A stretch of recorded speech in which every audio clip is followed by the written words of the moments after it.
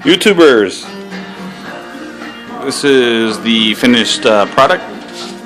Well, almost finished product. I just have to adjust the emergency brake. But anyway, this is what it looks like when you do a disc rear wheel disc conversion.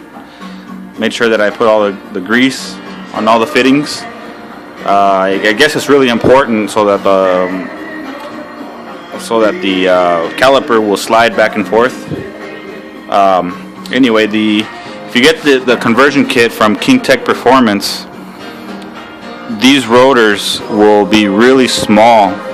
I talked to the guy that sold them to me because they would not fit through the actual bolts here, and he said that you just have to drill them out a little bit. So what I found out is, if you decide to do this, is this drill right here. This is what I use to bore out the holes just a little bit.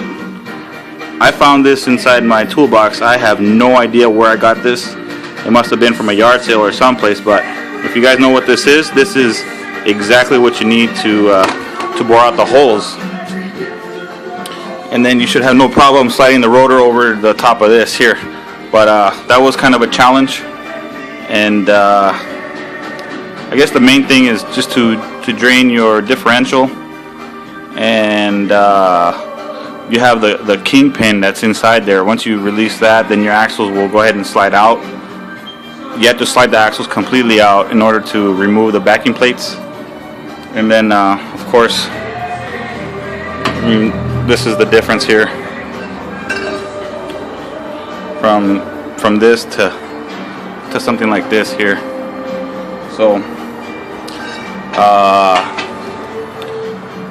on the directions for this conversion, it says to remove 8 to 9 inches of the original brake line to remove it. But rather than do that and start to reflare the lines and run the risk of not doing it right, I just bent it around and made sure that it was right, put the wheels in place and made sure that this wasn't rubbing against the wheels. But the wheels have clearance, almost out to here. So of course the ones that I have are 20s.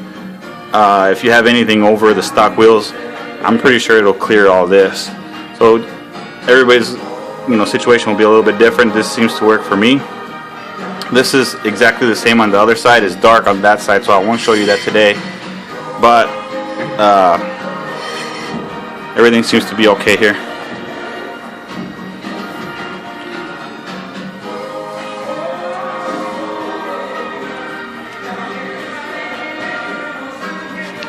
And again, just have to adjust the e-brake here.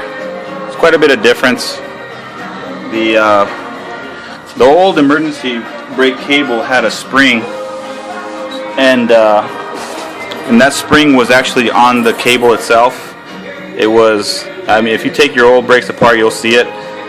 I just ended up taking it apart.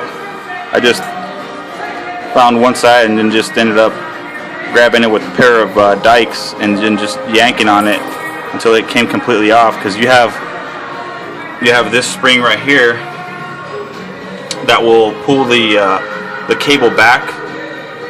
Because when you push on your emergency brake, it actually it pushes, or rather pulls this way, and then the spring will retract it this way. So I'm thinking you don't really need this.